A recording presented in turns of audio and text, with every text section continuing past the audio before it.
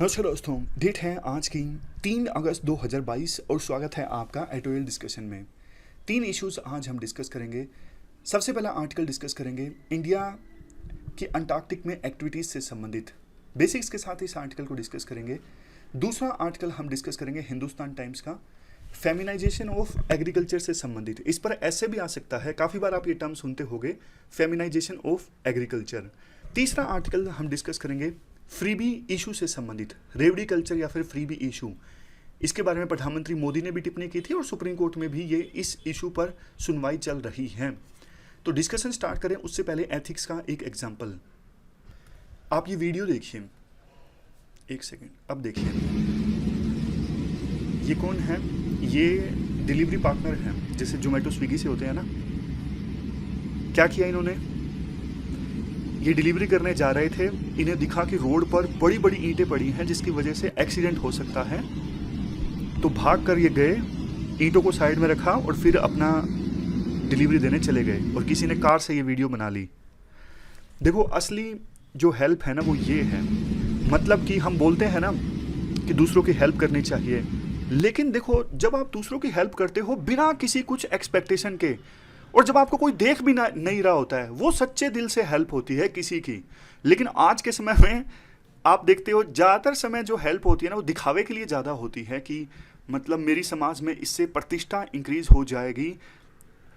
अब देखो इसे गलत कहोगे सही कहोगे, इस पर एक अलग से डिबेट हो सकती है, लेकिन ये बात तो आप भी मानोगे जब कोई नहीं देख रहा हो, आपको कोई एक्सपेक्टेशन ना हो कि मुझे इससे कुछ मिलेगा, तब आप किसी की हेल्प करते हो ना, वो सच्चे दिल से हेल्प होती है।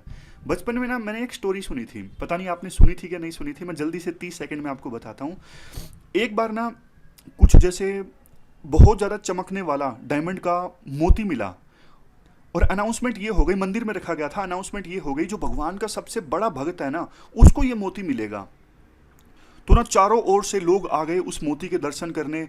कुछ लोग आए जो साबित करने लगे कि मैं भगवान का सबसे बड़ा भक्त हूँ। 3 को शॉर्ट लिस्ट किया गया।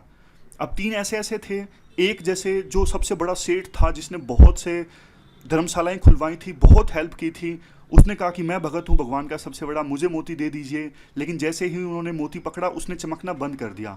इसी प्रकार से 2 और लोग भी थे जिन्होंने दावा किया कि हम भी भगवान के सबसे बड़े भगत हैं, हमें मोती मिलना चाहिए, लेकिन फिर से उस मोती ने चमकना बंद कर दिया जैसे ही उन लोगों के वो हाथ में आया। लेकिन जब ये ड्रामा सब चल रहा था ना, तो लाइन में ना एक किसान आया हुआ था जिसने मतलब जो वैसे भगवान के दर्शन करने आया हुआ था, अदरवाइज उसे कोई इस बात का पता भी नहीं था कि हाँ मोती के लिए लोगों की लाइन लगी हुई है देखने के लिए।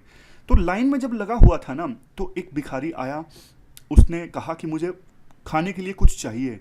तो उस किसान के पास वैसे भी कुछ देने के लिए था नहीं, लेकिन एक वो थोड़ा बहुत सत्तू लाया था जो उसने अपनी पोटली में लपेट के रखा था। उसने सोचा कि यार ठीक है, थोड़ा सा मैं खा लूँगा, थोड़ा सा इसको दे देता हूँ, तो उसने दे दिया उस भिखारी को।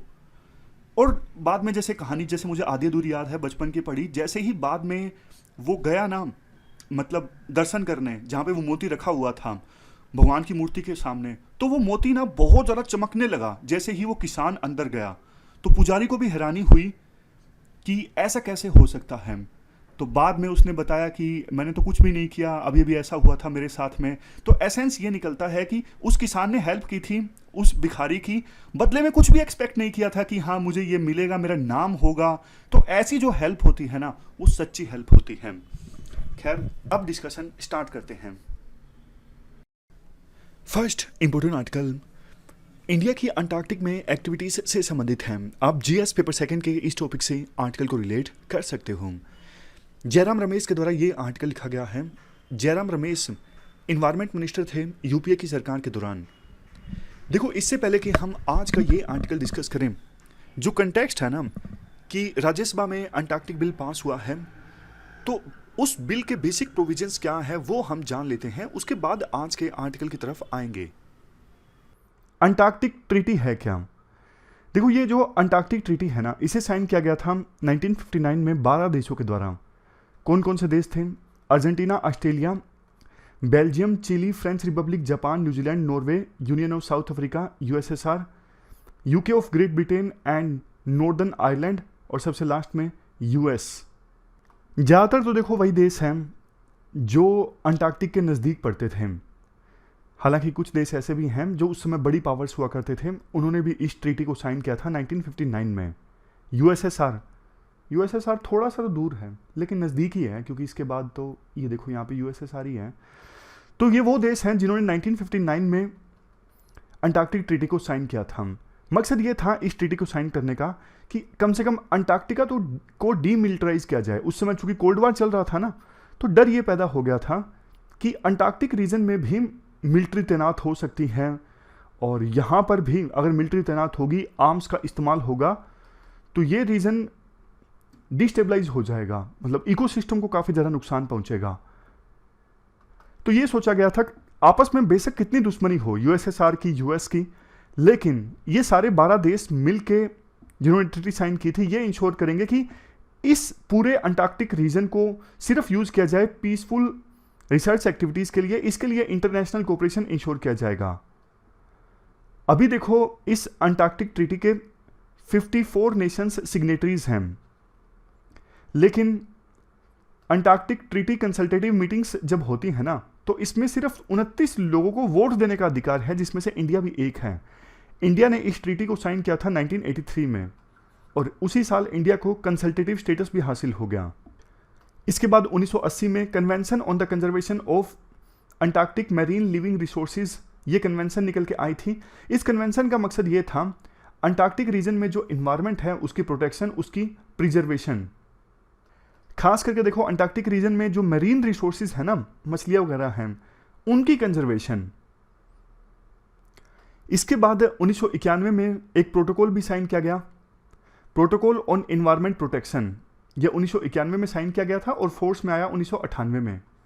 यह प्रोटोकॉल अंटार्कटिका को डेजिग्नेट करता है as a natural reserve devoted to peace and science, मतलब एक ऐसा रिजर्व जो बिल्कुल नेचुरल है और जो पूरी तरह से समर्पित है पीस और साइंस के लिए। तो ये तो देखो हमने कुछ बेसिक्स की बात कर ली। अब बिल की बात करते हैं। बिल क्यों लाया गया है 40 साल बाद, मतलब 40 साल हो गए जब इंडिया ने इस अंटार्कटिक ट्रीटी को साइन किया था, तो 40 साल बाद बिल को क्यों लाया गया है और बिल में आखिरकार ऐसा है क्या? देखो सबसे पहली चीज, अंटार्कटिक रीजन से संबंधित इंडिया का यह पहला डोमेस्टिक लेजिस्लेशन है, पहला घरेलू कानून है। ऑलरेडी 27 कंट्रीज ऐसे हैं जिन्होंने अंटार्कटिक ट्रीटी को इंप्लीमेंट करने के लिए अपने अपने देशों में घरेलू कानून बना लिए हैं। इंडिया भी अब इन्हीं 27 देशों को फॉलो कर रहा है। मतलब ट्रीटी तो इंडिया ने साइन कर ली थी, लेकिन ट्रीटी साइन करने के बाद में आपको घरेलू कानून भी तो बनाना पड़ेगा ना। अब आपके मन में आया होगा क्यों जरूरत है ट्रीटी को इंप्लीमेंट करने के लिए डोमेस्टिक लेजिस्लेशन बनाने की आवश्यकता क्यों है? आवश्यकता देखो यूं है, जैसे 27 देशों ने मिलकर, ये जितने भी देशों ने साइन की है इस ट्रीटी को, उन्होंने डिसाइड कर लिया मिलके कि हम सिर्फ अंटार्कटिक रीजन का पीसफुल पर्पजेस के लिए इस्तेमाल करेंगे और इलीगल एक्सपीडिशन नहीं भेजेंगे। लेकिन मान लो इंडिया से कोई एक्सपीडिशन चला जाता है इलीगल ढंग से, तो फिर उसके खिलाफ कार्रवाई कौन करेगा? वहां पे तो किसी की सरकार है नहीं। मान लीजिए कोई शिप लेके चला गया वहां पे अंटार्कटिक रीजन में, वहां पे वो कुछ भी करे, किसका कानून लागू होगा? यही इंश्योर करने के लिए तो डोमेस्टिक लेजिस्लेशन बनाया जा रहा है ना, कि इंडिया का कोई नागरिक इंडिया से इलीगल तरीके से शिप वहां पर लेकर चला जाता है तो उस पर इंडिया का कानून लागू होगा। वो ये नहीं बोल सकता कि मैंने क्राइम अंटार्कटिक में जाके किया है इसलिए इंडिया का कानून लागू नहीं हो सकता। इंडिया की सरकार बोलेगी नहीं भैया, अभी अभी जो हमने बिल पास किया है उसके अनुसार आप पर इंडिया का कानून लागू होगा, बेशक आपने अंटार्कटिक रीजन में अपराध किया है, क्योंकि हमने ये बिल पास कर दिया है, ऐसी बोलेगी फिर सरकार। उसी के लिए तो ये कानून आ रहा है। तो कोई आपसे पूछे कि सबसे इंपॉर्टेंट प्रोविजन क्या है इस अंटार्कटिका बिल में, सबसे इंपॉर्टेंट प्रोविजन ये है, अब इंडियन कोर्ट्स की जो ज्यूरिडिक्शन है ना, वो अंटार्कटिका में भी एक्सटेंड होगी, लेकिन सिर्फ इंडियन सिटीजन्स के लिए। ऐसा नहीं कि कोई यूएसए का पर्सन इलीगल एक्टिविटी कर रहा है अंटार्कटिका में, उस पर भी इंडिया के कोर्ट की ज्यूरिडिक्शन लागू होगी, नहीं, ऐसा नहीं। इंडियन सिटीजन्स या फिर वो सिटीजन्स, चाहे बेशक वो फॉरेन के हों, लेकिन वो इंडियन एक्सपीडिशन का पार्ट हों। इंडियन एक्सपीडिशन मतलब इंडिया से कोई जहाज गया है और उस जहाज में फॉरेन सिटीजन्स भी गए हैं और वो जहाज जाके वहां पे अंटार्कटिका में उथल पुथल मचाता है, तो क्योंकि वो एक्सपीडिशन इंडिया से था, इंडिया से गया, तो इसलिए उस एक्सपीडिशन में बेशक अगर फॉरेन सिटीजन्स होंगे ना, तो उन पर भी इंडिया का कानून एप्लीकेबल होगा। इसके बाद नेक्स्ट प्रोविजन, बिल में देखो परमिट सिस्टम के बारे में भी इलाबरेट किया गया है, यानी बताया गया है अगर कोई इंडिविजुअल अंटार्कटिक रीजन में जाना चाहता है तो उसके लिए क्या क्या रेगुलेशंस होंगे, वो सब इस बिल में बताए गए हैं। बोला गया है कि आपको परमिट लेना पड़ेगा, वहां पे जाने से पहले परमिट इशू किया जाएगा एक कमेटी के द्वारा, जो सरकार के द्वारा सेटअप की जाएगी। कमेटी में मिनिस्ट्री ऑफ अर्थ साइंस के सेक्रेटरी होंगे, इसके अलावा defence, ministry of external affair, finance, fisheries, legal affairs, science and technology, shipping, tourism, environment, communication and space, in ministries के भी मेंबर होंगे। इसके साथ साथ national centre for polar and ocean research and national security council secretariat, इनके भी member होंगे। और सबसे लास्ट में अंटार्कटिक रीजन के एक्सपर्ट्स भी होंगे। कहां पर होंगे ये सब? ये सब उस कमेटी में शामिल होंगे जो कमेटी परमिट देगी कि आप अंटार्कटिक में जाके विजिट कर सकते हो। और देखो, अगर कमेटी को किसी भी पल लगता है ना कि हमारी गाइडलाइंस का उल्लंघन हो रहा है तो परमिट को कैंसिल भी किया जा सकता है। वैसे देखो, अभी तक इंडिया इस अंटार्कटिक रीजन में कोई भी कॉमर्शियल फिशिंग तो कैरी आउट नहीं करती थी वहां पर। हालांकि हर एक देश का अलॉटेड कोटा है कि आप इतनी फिशिंग कर सकते हो, तो बिल में प्रोविजन किया गया है कि कॉमर्शियल फिशिंग की एक्टिविटी भी कैरी आउट की जा सकती है, लेकिन इंटरनेशनल लॉ के अकॉर्डिंग स्ट्रिक्ट गाइडलाइंस दी गई हैं, उसी के अंतर्गत जो फिशिंग एक्टिविटी है ना वो कैरी आउट की जा सकती है। फिशिंग की तरह इंडिया अभी तक यहां पर कोई टूरिज्म एक्टिविटी भी नहीं कैरी आउट करता था। हालांकि बहुत कम इंडियन टूरिस्ट अंटार्कटिक में जाते तो थे, लेकिन वो फॉरेन टूर ऑपरेटर्स के थ्रू जाते थे। इंडिया में कोई टूर ऑपरेटर के थ्रू वो नहीं जाते थे। अंटार्कटिक रीजन में बहुत सारे टूरिस्ट जाते हैं फॉरेन कंट्रीज से, लेकिन अब बिल में प्रोविजन किया गया है इंडियन टूर ऑपरेटर भी ऑपरेट कर सकते हैं अंटार्कटिक रीजन में। जैसे कॉमर्शियल फिशिंग अलाउ होगी, वैसे ही इंडिया से अंटार्कटिक रीजन में जो टूर एक्टिविटी है वो भी रेगुलेट होगी अच्छे से। स्ट्रिक्ट रेगुलेशंस का पालन उन्हें करना पड़ेगा। इसके बाद ये बताया गया है कि जो भी इंडिया से एक्सपीडिशन यानी शिप वगैरह वहां पे जाएगा, चाहे वो टूरिस्ट जाएं या फिर कॉमर्शियल फिशिंग के लिए जाए, कोई भी जाए, वो किस प्रकार से इन्वायरमेंट को प्रोटेक्ट करेगा, वेस्ट को मैनेज करेगा, वो सब चीजें भी बताई गई हैं बिल में। जैसे ड्रिलिंग नहीं करेगा किसी भी कीमत पे, खुदाई नहीं करेगा, मिनरल रिसोर्सेज को कलेक्ट नहीं करेगा, इवन आइडेंटिफाई करने के लिए भी। साइंटिस्ट के लिए अलग रूल है, साइंटिस्ट के लिए एक्सेप्शन है। मतलब अगर हमारा कोई साइंटिफिक रिसर्च के लिए जाता है इंडिया से वहां पे, तो उन पर ये रूल्स अप्लाई नहीं होंगे। लेकिन ऐसा नहीं कि टूरिस्ट कोई जाए वहां पे जाके खुदाई करने लग जाए, नहीं। जो वहां पे लोकल प्लांट्स हैं उनको नुकसान नहीं पहुंचाएगा, हेलीकॉप्टर को फ्लाई नहीं करेगा, हेलीकॉप्टर को वहां पे लैंड नहीं करवाएगा जिससे लोकल बर्ड्स या फिर जो सील्स हैं वो प्रभावित हों, हथियारों का इस्तेमाल नहीं करेगा जिससे बर्ड्स या फिर एनिमल्स जो हैं वो डिस्टर्ब हों, मिट्टी नहीं रिमूव करेगा। आप समझ गए ना किस प्रकार की चीजें बोली गई हैं। जैसे लोकल बर्ड्स जो जहां पे रहते हैं उनकी हैबिटेट को नुकसान नहीं पहुंचाएगा, चेंज नहीं करेगा, किसी भी बर्ड या फिर एनिमल को मारेगा नहीं, ये सब चीजें मना है। इसके अलावा ऐसा भी नहीं हो सकता कि आप यहां से कोई एनिमल या बर्ड ले जाओ और अंटार्कटिक में जाके छोड़ दो, पता लगे जो बर्ड या फिर एनिमल आप लेके गए हो वहां पे वो इन्वेसिव स्पीसीज साबित हो और लोकल बर्ड्स को मार दे या फिर एनिमल्स को मार दे, तो आप इन्वेसिव स्पीसीज वहां पे इंट्रोड्यूस नहीं कर सकते। यानी यहां से कोई एनिमल या फिर बर्ड ले जाके अंटार्कटिक रीजन में नहीं छोड़ सकते। नेक्स्ट पॉइंट, सेंट्रल गवर्नमेंट भी एक ऑफिसर को अपॉइंट करेगी समय समय पर इंस्पेक्शंस कैरी आउट करने के लिए।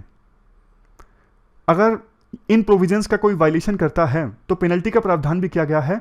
लोएस्ट पेनल्टी लगेगी, 1 से 2 साल की सजा हो सकती है, 10 से 50 लाख के बीच फाइन हो सकता है। अगर कोई वहां से स्पीसीज चुरा लाता है या फिर यहां की स्पीसीज वहां पे छोड़ के आ जाता है जो कि वहां के लिए इन्वायरमेंट के लिए नुकसानदायक साबित हो, तो फिर 7 साल की सजा हो सकती है और 50 लाख का फाइन हो सकता है। तो बेसिक्स जानने के बाद में अब हम आज का आर्टिकल डिस्कस करते हैं। राइटर कहते हैं, देखो अंटार्कटिक में इंडिया की एक्टिविटीज़ की शुरुआत हो गई थी 1956 में। उस समय नेहरू और मेनन, वी.के. कृष्ण मेनन, इन्होंने देखो सबसे पहले रिक्वेस्ट की थी यूएन से कि 11th यूएन जनरल असेंबली की मीटिंग हुई थी ना, उसके एजेंडा पर अंटार्कटिक का क्वेश्चन लाया जाए, द क्वेश्चन ऑफ अंटार्कटिका। इसमें यह बोला गया था अंटार्कटिक के जो इतने वास्ट एरियाज हैं ना, यहाँ पर इतने सारे जो रिसोर्सेज हैं, उनका इस्तेमाल होना चाहिए पीसफुल पर्पजेज के लिए और जनरल वेलफेयर के लिए। लेकिन देखो इंडिया ने ना उसके बाद फर्दर इस इशू को नहीं उठाया, क्योंकि इंडिया कुछ दूसरे इश्यूज में व्यस्त हो गया। जैसे स्वेज कैनल का इशू था, हंगरी में क्राइसिस थे। तो इंडिया ने जो क्वेश्चन रेज किया उसका विरोध भी किया गया था अर्जेंटीना और चिली के द्वारा, इसलिए फिर बाद में इंडिया ठंडा पड़ गया। बट देखो इंडिया ने जो क्वेश्चन रेज किया था ना उसका जरूर इम्पैक्ट निकला। एक ट्रीटी साइन हुई, वो 12 देश जिनके डायरेक्ट स्टेक्स इन्वॉल्व थे अंटार्कटिका में, फॉर एग्जांपल जिनका बॉर्डर टच होता है, उन्होंने आपस में डिस्कशंस की और 1 दिसंबर 1959 को वाशिंगटन डीसी में ट्रीटी साइन की, अंटार्कटिका ट्रीटी। इंडिया उस ट्रीटी में शामिल नहीं था क्योंकि इंडिया का डायरेक्ट बॉर्डर टच नहीं होता है अंटार्कटिका से। लेकिन देखो मई 1958 में भारत के उस समय के प्रधानमंत्री नेहरू ने पार्लियामेंट में ये कहा था, हम अंटार्कटिका में किसी के भी राइट को चैलेंज नहीं कर रहे हैं। क्योंकि इंडिया ने जब ये क्वेश्चन रेज किया था ना तो ऐसा लगने लगा था कि इंडिया हमारे राइट्स को छीनना चाहता है। मतलब जिन देशों का डायरेक्ट बॉर्डर टच होता था ना अंटार्कटिका से, तो उन लोगों को लगा था कि इंडिया हमारे राइट छीनना चाहता है अंटार्कटिका से। तो नेहरू ने क्लैरिफाई किया था, नहीं, हम आपके जो राइट्स हैं अंटार्कटिका में उसे छीनना नहीं चाहते हैं। क्योंकि देखो अंटार्कटिका में बहुत सारे इंपॉर्टेंट मिनरल्स हैं, खास करके एटॉमिक एनर्जी मिनरल्स हैं। So this is the one of the reason, ये जो अंटार्कटिका रीजन है ना बहुत ज़्यादा अट्रैक्टिव है वेरियस कंट्रीज़ के लिए, क्योंकि विभिन्न देशों को लगता है कि यहाँ पे इतने ज़्यादा रिसोर्सेज हैं, उनको एक्सप्लॉइट किया जा सकता है। तो ट्रीटी साइन होने के बाद फिर से इंडिया ने अंटार्कटिक रीजन पर ध्यान देना छोड़ दिया। लेकिन देखो फिर एक ट्रांसफॉर्मेटिव चेंज आया 1982 में, 1982 में ना जब इंदिरा गांधी प्रधानमंत्री थे, तो उस समय ना इंडिया ने पूरे वर्ल्ड को चौंका दिया। अंटार्कटिक में ना इंडिया ने एक्सपीडिशन भेजा था। एक्सपीडिशन का मतलब होता है देखो एक लंबी जर्नी, लंबी यात्रा जो किसी पर्पस के लिए की जाती है। फॉर एग्जांपल इंडिया ने शिप्स भेजे वहाँ पर ताकि रिसर्च की जा सके। तो इससे पूरे वर्ल्ड चौंक गए। चौंक क्यों गए? क्योंकि ना कई देशों ने ना इंडिया के इस एक्सपीडिशन को ना शक की निगाहों से देखा। जैसे कि कई सारे न्यूज़पेपर्स में ये भी खबरें छपी, इंडियंस क्वाइटली इन्वेड अंटार्कटिका, मतलब चुपचाप इंडियंस ने अंटार्कटिका पर हमला कर दिया है। इस एक्सपीडिशन का नाम था ऑपरेशन गंगोत्री। समझ गए कैसे चीज़ें चल रही हैं? आज़ादी के बाद में इंडिया ने आवाज़ उठाई कि कोई ट्रीटी साइन होनी चाहिए इस एरिया के रिसोर्सेज को यूटिलाइज करने के लिए। ट्रीटी साइन हुई 12 देशों के बीच में जिनका बॉर्डर टच होता है, डायरेक्ट स्टेक्स इन्वॉल्व हैं। इंडिया को शामिल नहीं किया गया, इंडिया ने ध्यान देना छोड़ दिया उसके बाद में। लेकिन 1982 में ऑपरेशन गंगोत्री हुआ, मतलब इंडिया ने स्पेशल एक्सपीडिशन भेजा यहाँ पर। और देखो एक और इंटरेस्टिंग चीज़, उससे पहले ना इंदिरा गांधी देश की प्रधानमंत्री थी। 1972 में आपको याद होगा स्टॉकहोम कॉन्फ्रेंस आयोजित हुई थी स्वीडन में। तो इंदिरा गांधी ने ना अपने आप को नेचर लवर के तौर पे प्रेजेंट किया था। लेकिन जैसे ही इंडिया ने एक्सपीडिशन भेजा ना तो क्वेश्चंस रेज होने लगे कि इंदिरा गांधी तो नेचर को ज़्यादा तवज्जो देती हैं, वो कैसे एक्सपीडिशन भेज सकती हैं अंटार्कटिका में। लेकिन इंदिरा गांधी ने ना इसे भी इन्वायरमेंट से संबंधित डायमेंशन दे दी।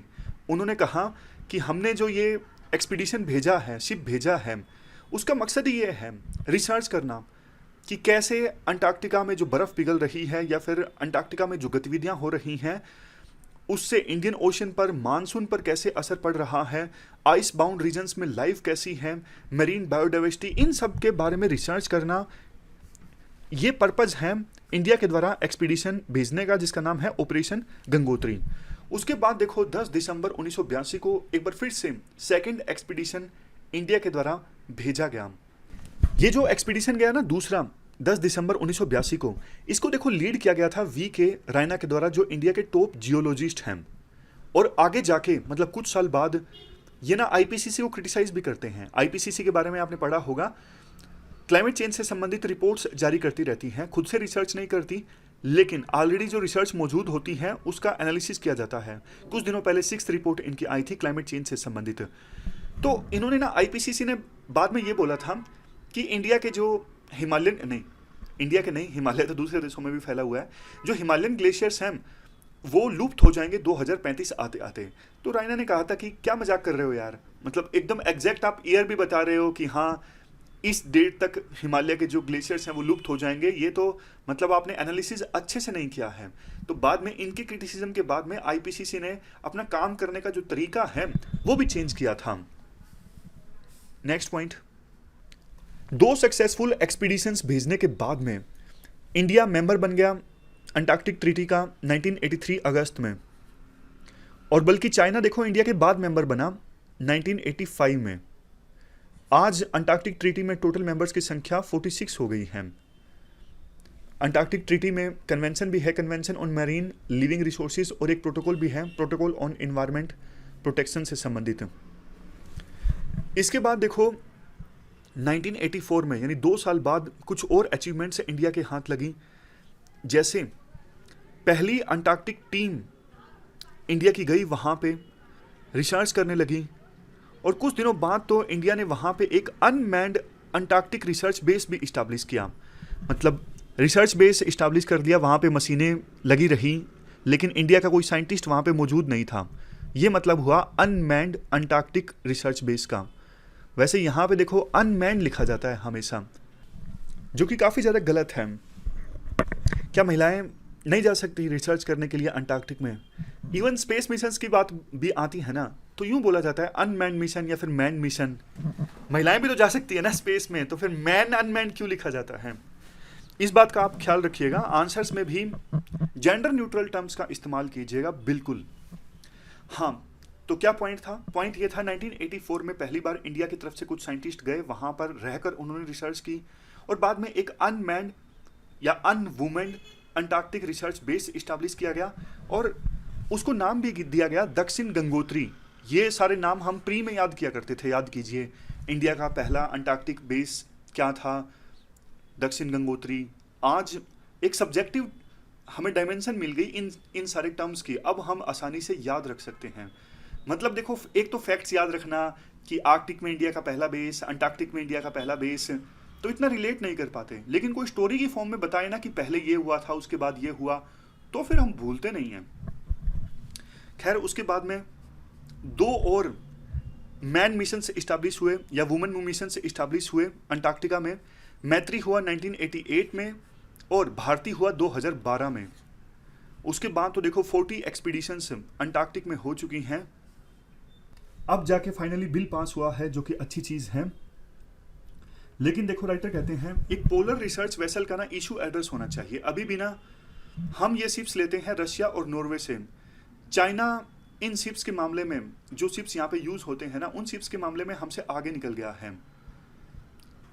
तो अक्टूबर 2014 में कहा गया था कि इंडिया के पास अपना खुद का रिसर्च शिप होगा, जिसमें आइस को ब्रेक करने की फैसिलिटीज होंगी, क्योंकि वहाँ पे बर्फ जमी होती है ना, तो वेसल में ना, शिप में आइस को ब्रेक करने की फैसिलिटीज उपलब्ध होनी चाहिए, तभी तो शिप आगे बढ़ सकेगा ना। लेकिन अभी तक ना इसे पूरा नहीं किया जा सका है। अभी भी हमारे पास ऐसा खुद का रिसर्च शिप है नहीं जिसमें आइस ब्रेकिंग कैपेसिटीज उपलब्ध हों। तो ये पूरा आर्टिकल हमने डिस्कस किया। चलते हैं आगे। Next article feminisation of agriculture से संबंधित है। आप जीएस पेपर 1 के इस टॉपिक से आर्टिकल को रिलेट कर सकते हैं। देखो, सबसे पहले एक क्वेश्चन मैं आपसे पूछूं, फेमिनाइजेशन ऑफ एग्रीकल्चर का क्या मतलब है? मतलब अगर इस इशू पर क्वेश्चन आ गया तो इंट्रोडक्शन में डेफिनेशन तो आपको लिखनी पड़ेगी ना। क्या लिखोगे? इसका सिंपल मतलब देखो ये है, एग्रीकल्चर लेबर फोर्स में महिलाओं की संख्या का इंक्रीज होना। मतलब एग्रीकल्चर में जो वर्कर काम करते हैं ना, उनमें महिलाओं की संख्या का इंक्रीज होना। ऐसा क्यों हो रहा है? पहले आप थोड़ा डेटा जान लीजिए। 2011 के सेंसस के अनुसार 33.7% रूरल मेल जो हैं माइग्रेट करते हैं शहरों में एम्प्लॉयमेंट की अपॉर्चुनिटीज़ में। तो देखो, रूरल मैन का जो माइग्रेशन हो जाता है ना गांव से, तो बाद में गांव में क्या रह जाता है? खेत। अब उस खेत में खेती करने के लिए कोई तो चाहिए। मैन तो माइग्रेट हो चुके हैं, तो फिर वो थोड़ी बहुत जो ज़मीन होती है ना खेती करने वाली, उस पर फिर खेती की जाती है। किसके द्वारा? महिलाओं के द्वारा। ये एक रीज़न है जिसकी वजह से फेमिनाइजेशन ऑफ एग्रीकल्चर हो रहा है, क्योंकि मैन माइग्रेट कर जाते हैं शहरों में काम करने के लिए, बेटर रोजगार के अवसर तराशने के लिए। घर में रह जाती हैं गांव में महिलाएं, जिनको बाद में खेती भी करनी पड़ती हैं। ये है काजीज। अब एक एक करके डिस्कस करें। Number 1, gender division of work. देखो, अब आमतौर पर पैट्रियार्कल समाज में धारणा ये है ना कि मेन जो ब्रेड विनर हैं वो मैन हैं, है ना। तो इसका रिजल्ट ये निकलता है महिलाएं जो हैं वो लो पेड इरेगुलर वर्क एक्सेप्ट करने के लिए तैयार होती हैं, क्योंकि उन्हें लगता है कि कुछ भी काम मिल जाए, मेन तो कमाने वाला मैन ही है। और एम्प्लॉयर हायर भी ज़्यादा महिलाओं को करते हैं लो पेड इरेगुलर वर्क में, क्योंकि उनको जल्दी से हटाया जा सकता है, ज़्यादा मान जाती हैं वो बात, मतलब ज़्यादा विरोध नहीं करती, हार्ड वर्किंग होती हैं। तो कई प्रकार की जो जॉब्स हैं उनके साथ तो मतलब ऐसा स्टीरियोटाइपिंग कर दी गई है, ये महिलाओं वाली जॉब है। जैसे देखो नर्स है, टीचर्स की जॉब है, जो केयरिंग वाली जॉब है ना, उन्हें कह दिया जाता है pink collar jobs. Next reason है सोशल मोबिलिटी एंड माइग्रेशन, जो अभी हमने डिस्कस किया कि मैन को मेन ब्रेड विनर माना जाता है, इसलिए वो माइग्रेट करते हैं शहरों में ज़्यादा अच्छा रोजगार पाने के लिए। संभावना कम है कि महिलाएं माइग्रेट करेंगी और पुरुष घर में रहेंगे। आप बताइए, आज भी रूरल एरियाज में क्या इतनी पैट्रियार्की चली गई है कि मैन घर में ही रहेंगे, बच्चे संभालेंगे और महिलाएं बाहर जाके काम करेंगी शहरों में? ये पॉसिबल नहीं है अभी भी। नेक्स्ट रीजन है पॉवर्टी। अब क्योंकि देखो मैन बाहर चले भी गए शहरों में काम करने के लिए, उतनी इनकम नहीं होती, गरीबी ज़्यादा है, तो महिलाओं को मजबूरी में काम करना ही पड़ता है इनकम सपोर्ट प्रोवाइड करने के लिए। लेकिन अब दिक्कत ये आ जाती है, अब महिलाएं जैसे मान लीजिए उन्होंने घर में खेती का भी काम किया या फिर दूसरों के खेत में जाके काम किया इनकम को सप्लीमेंट करने के लिए, लेकिन उनके ऊपर चाइल्ड केयर की और घर की जो डोमेस्टिक रिस्पॉन्सिबिलिटीज हैं वो भी तो है ना, मतलब वो वर्क ओवरलोड हो जाता है महिलाओं पर। जैसे हस्बैंड चले गए बाहर शहर में काम करने के लिए, लेकिन घर के सारे काम, बिजली के बिल भरने से संबंधित छोटा मोटा घर के इतने सारे काम होते हैं, बच्चों की देखभाल, और ऊपर से दूसरों के खेत में जाके काम भी करना या फिर खुद के खेत में जाके काम करना, तो बहुत ही ज़्यादा वर्कलोड आ जाता है महिलाओं के ऊपर। इससे उनकी जो मेंटल हेल्थ है ना वो खराब होने लगती है, जो अगली स्लाइड पर पॉइंट भी है, ये देखिए, यहाँ पे देखिए, मेंटल हेल्थ इश्यूज महिलाएं फेस करने लगती हैं, क्योंकि देखो हस्बैंड बाहर चले गए, कोई साथी नहीं है जिसके साथ आप ज़िंदगी व्यतीत कर सको, सुख दुख शेयर कर सको, काम इतना ज़्यादा बढ़ गया है, और समाज के ताने भी सुनने पड़ते हैं। समाज के ताने मतलब आप इस स्लाइड पर पॉइंट देखिए, सोशियो कल्चरल आइसोलेशन। अब देखो धारणा ये होती है कि महिलाओं को काम नहीं करना चाहिए, घर के अंदर रहना चाहिए। एक्सट्रीम जो पैट्रियार्की जहाँ पे होती है ना, वहाँ पे इसी प्रकार की बिलीव्स होती हैं। आपको याद होगा मैंने एक पर्सनल इंसिडेंस आपके साथ शेयर किया था।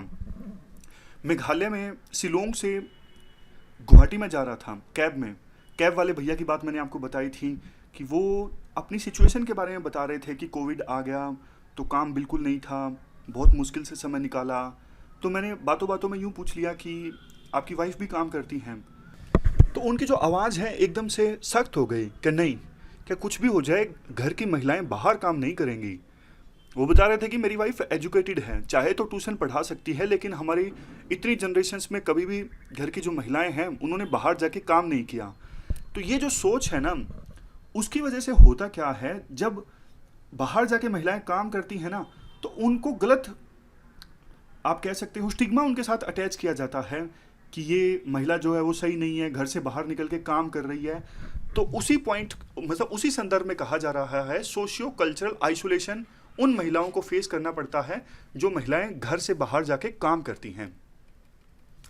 और देखो इतना कुछ करने के बावजूद वो महिलाएं जो फिर खेतों में काम करती हैं वो वर्कर की तरह ही काम करती रहती हैं। आप सोच के देखिए कितनी कम महिलाएं ऐसी होंगी जिनका मतलब जिनके पास लैंड की ओनरशिप होगी। जमीन का जो नाम वो किसके नाम पे होती है? ज़्यादातर समय आप देखोगे मैन के नाम पर ही ज़मीन होती है, बहुत कम महिलाएं ऐसी मिलेगी जिनके नाम पर ज़मीन होती है। अब इसके बाद देखो सजेशंस की बात की जाती है। सबसे पहला सजेशन तो ये दिया जाता है, एक सोशल सिक्योरिटी महिलाओं को मिलनी चाहिए, क्योंकि इतनी सारी रिस्पॉन्सिबिलिटीज़ वो एक ही समय में फेस करती हैं, जैसे घर का काम और बच्चों की देखभाल, फिर खेत में जाके काम करना। तो ऐसी महिलाओं को के लिए कोई सपोर्ट सिस्टम तो ज़रूर होना चाहिए। नेक्स्ट पॉइंट, फार्म ओनरशिप महिलाओं के नाम पे होनी चाहिए। नेक्स्ट पॉइंट, एग्रीकल्चर में महिलाओं के कंट्रीब्यूशन को रिकॉग्नाइज किया जाए। नेक्स्ट पॉइंट, जेंडर बजटिंग, मतलब जो भी कानून आए वो ये देखें कि विभिन्न जेंडर पर क्या इम्पैक्ट होगा, खास करके महिलाओं पर, मतलब वुमेन पर क्या इम्पैक्ट पड़ेगा इस कानून का। बजट एलोकेशन में भी ये देखा जाना चाहिए।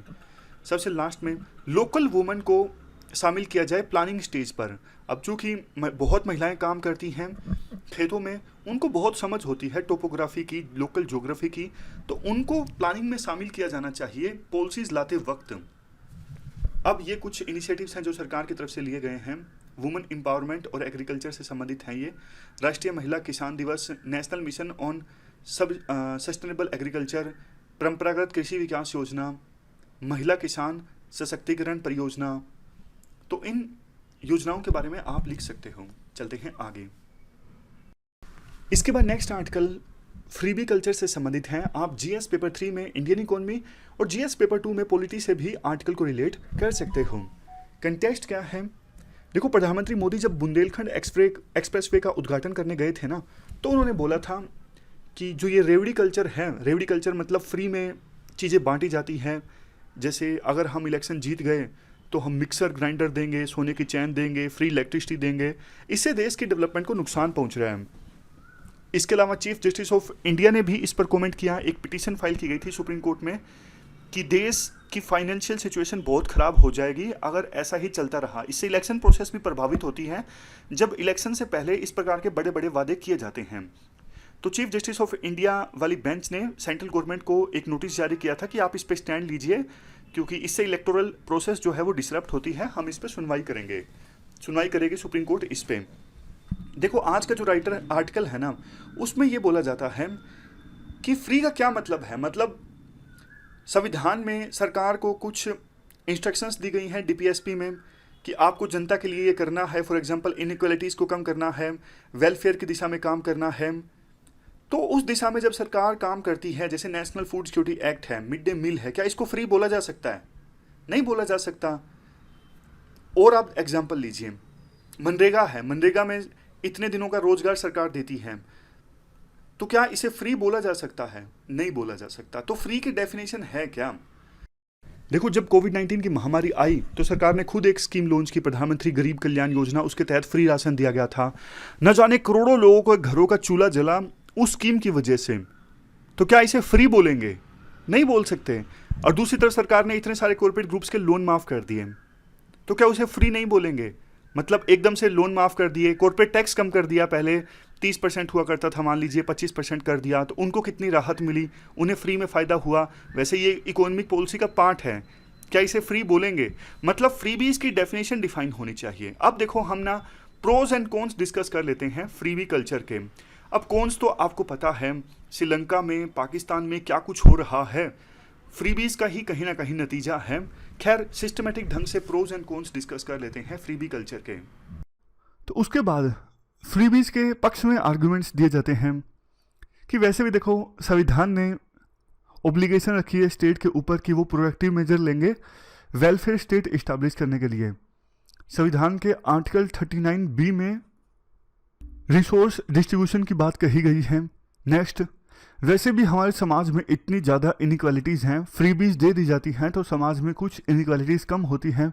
नेक्स्ट, देखो, मार्जिनलाइज सेक्शन के जो लोग हैं ना, बहुत सारा सेक्रीफाइस करते हैं, लैंड दे देते हैं सिटीज़, रोड्स, फैक्ट्रीज और डैम डेवलप करने के लिए, लेकिन बदले में उन्हें कुछ नहीं मिलता। मतलब डेवलपमेंट का जो लाभ है ना, उन्हें मिल नहीं पाता। नेक्स्ट है क्वेश्चन अगेंस्ट इमरजेंसीज। जैसे कोविड-19 आया, महामारी के दौरान स्टेट ने जो फ्रीबीज दी उनको काफ़ी फ़ायदा हुआ। मतलब काम चल जाता है गरीब लोगों का अगर सरकार फ्रीबीज देती है। नेक्स्ट है इकोनॉमिक पुश। देखो, अगर फ्री चीज़ें मिलती हैं लोगों को तो जाहिर तौर पर जो उनकी सैलरी है उसका इस्तेमाल वो कर सकते हैं ज़्यादा मार्केट में जाके चीज़ें खरीदने के लिए, तो इकोनॉमी को भी एक पुश मिलता है। और देखो, फ्रीबीज वैसे अमीर लोगों को भी मिलती है, मिडिल क्लास को भी मिलती है, लेकिन उसे इंसेंटिव कह दिया जाता है।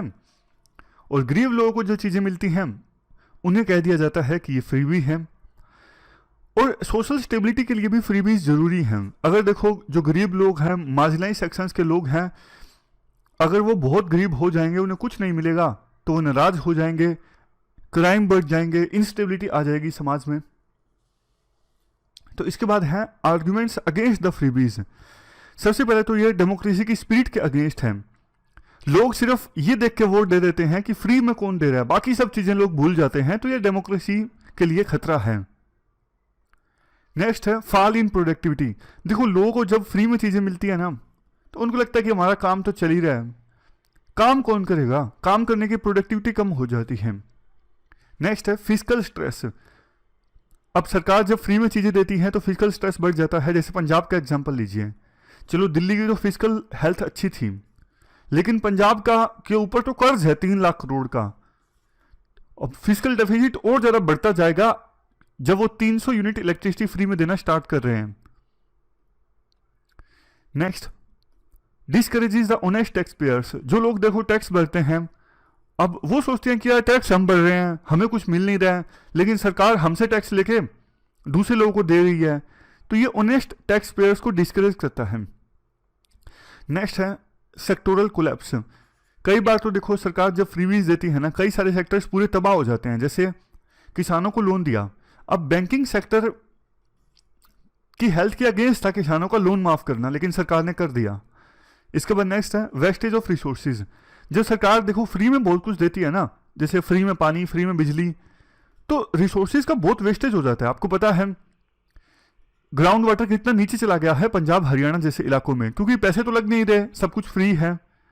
अब लास्ट में बात आती है किया क्या जाए। सबसे पहले तो देखो आप इंटरनल पार्टी डेमोक्रेसी को मजबूत करो, ताकि डेवलपमेंट के नाम पर वोट मांगे जाए, ना कि फ्रीबीज के नाम पे। इलेक्शन कमीशन को पावर्स दो किसी भी पॉलिटिकल पार्टी को डी रजिस्टर करने की। नेक्स्ट, सरकार जो पैसा खर्च कर देती है ना फ्रीबीज में, वो इंफ्रास्ट्रक्चर डेवलपमेंट के लिए और जॉब क्रिएशन के लिए इस्तेमाल होना चाहिए। नेक्स्ट, पब्लिक एक्सपेंडिचर को आप इंप्रूव करो, आउटकम पे फोकस करो, ना कि आउटले पे। ऐसा नहीं कि टॉयलेट बना दिए तो बस बना दिए। आपको ये भी इंश्योर करना जरूरी है कि टॉयलेट फंक्शनल है, और ये भी तय करो कि लोग खुले में शौच इत्यादि के लिए जाते थे वो नहीं जा रहे हैं। मतलब आप आउटकम पे फोकस करो, जिस चीज के लिए आपने पैसा खर्च किया वो ऑब्जेक्टिव आपने अचीव किया है कि नहीं किया है। नेक्स्ट, ब्लैक इकोनॉमी के मैग्नीट्यूड को आप कम करो। देखो जितना ब्लैक मनी कम होगा ना इकोनॉमी में, उतना ही इलेक्शन के समय जो खुले में दारू इत्यादि बांटी जाती है वो नहीं बांटी जाएगी, क्योंकि वो ब्लैक मनी से ही तो बांटी जाती है।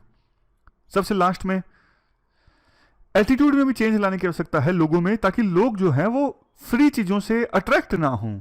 लोगों में इतनी समझ हो कि फ्री की चीज़ें हैं तो हमें एक प्रकार से लोभन दिया जा रहा है, लालच दिया जा रहा है, जबकि असल मायने में डेवलपमेंट नहीं आ रही है। तो लास्ट में यही बोला जाता है कि सरकार को देखो जॉब क्रिएशन पे, इंफ्रास्ट्रक्चर पे फोकस करना चाहिए, ना कि शॉर्ट टर्म बेनिफिट्स पे। फ्रीबी जो कल्चर है ना, ये शॉर्ट टर्म बेनिफिट देता है, लॉन्ग टर्म में हमें सोचना चाहिए। तो ये पूरा आर्टिकल हमने डिस्कस किया फ्रीबी कल्चर के बारे में। एक आर्टिकल हमारा रह गया जिसे हम कल डिस्कस कर लेंगे, मतलब बहुत दिक्कत हो रही है बोलने में, तो कल डिस्कस कर लेंगे हम। फिलहाल इस डिस्कशन में इतना ही है। Thank you very much for discussion.